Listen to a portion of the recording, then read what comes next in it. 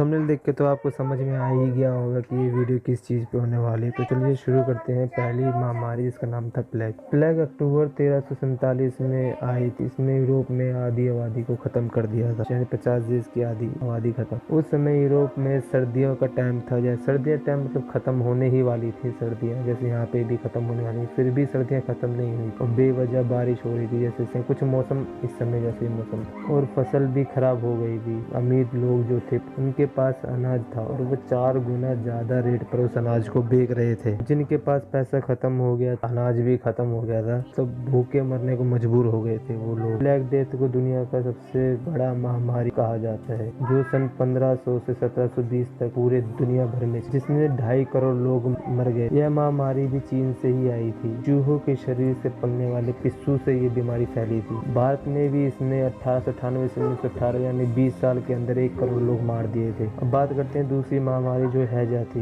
यह 1910 से 1911 मतलब 1 साल के लिए चली। इसमें भी 8 लाख से ज्यादा लोग मारे गए थे। अब बात करते हैं तीसरी महामारी जो थी इन्फ्लुएंजा महामारी। ये 1918 में आई थी। The centre of disease control के मुताबिक इस वायरस ने दुनिया में 50 मिलियन लोगों से ज्यादा लोगों को मार दिया। बात करें चौथे महामारी, वो थी एशियन फ्लू। 1956 से 1958 तक ये फैली थी, यानी 2 साल के लिए। उसने 20 लाख से ज्यादा लोगों को मार दिया था। फिर पांचवी बात करते हैं HIV एड्स। आप तो इन सबको जानते हैं, 2005 अभी तक चली रही है। 3.5 करोड़ से भी ज्यादा लोगों को अब तक ये मार चुका है।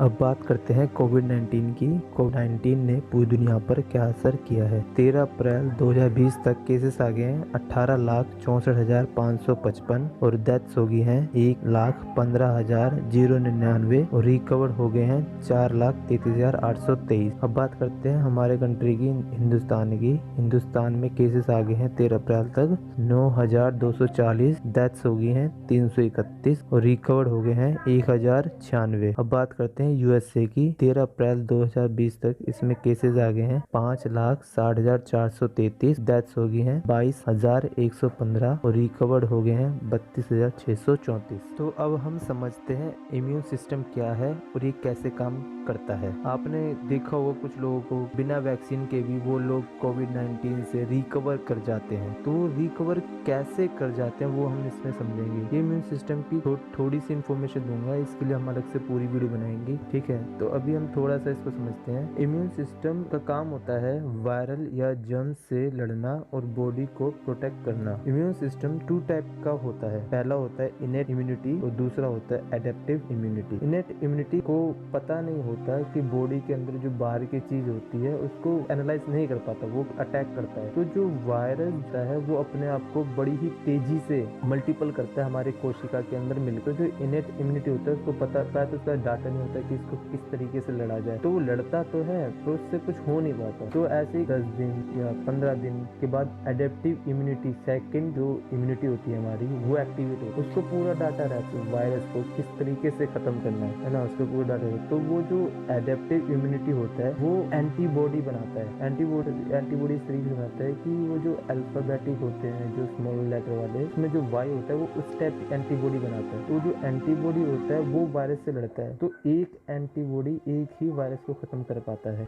ये एंटी मिडिल एज वालों में ज्यादा बनती है। तो भाई वो वायरस को पहचान जाता है, वायरस को खत्म कर देता है, फिर बॉडी रिकवर हो जाती है। अब हम बात करते हैं कि वैक्सीन कैसे काम करती है। जो एंटीबॉडी हमारे शरीर में 15 दिन लगते हैं उसको वैक्सीन के द्वारा दे दिया जाता है। इस एंटीबॉडीज को पहले से ही पता होता है कि इन वायरस से कैसे लड़े। ये रिसर्च के द्वारा दूसरे ही लोगों से निकाला जाता है जो इस वायरस से लड़ चुके हैं, उनसे ही ये एंटीबॉडीज निकाल के इनकी वैक्सीन तैयार होती है और ये हमारे बॉडी में इंजेक्ट कर देती है। ये जब तक लड़ाई करता है हमारी खुद की बॉडी की एंटीबॉडी तैयार ना हो जाए, और जब हमारी खुद की बॉडी की एंटीबॉडी तैयार हो जाती है उस वायरस को खत्म कर देते हैं तो हमारी बॉडी रिकवर हो जाती है। ऐसे ही वैक्सीन काम करती है। वैक्सीन कैसे बन रही है अब हम इस पे बात करते हैं। ईस्ट लंदन में कुछ हेल्थी वॉलंटियर को लिया गया है, उन्हें 1 वीक वहीं रहना पड़ता है। $3500 उनको दिए गए हैं। फिर उन वॉलंटियर के अंदर उस वायरस का पार्ट जैसे स्पाइक या फिर पूरा ही वायरस, ट्रीटमेंट किया हुआ वायरस जो इन्फेक्शन ना फैलाए, वो दे दिया जाता है। जब वायरस को इंजेक्ट कर देते हैं उनकी बॉडी में तो फिर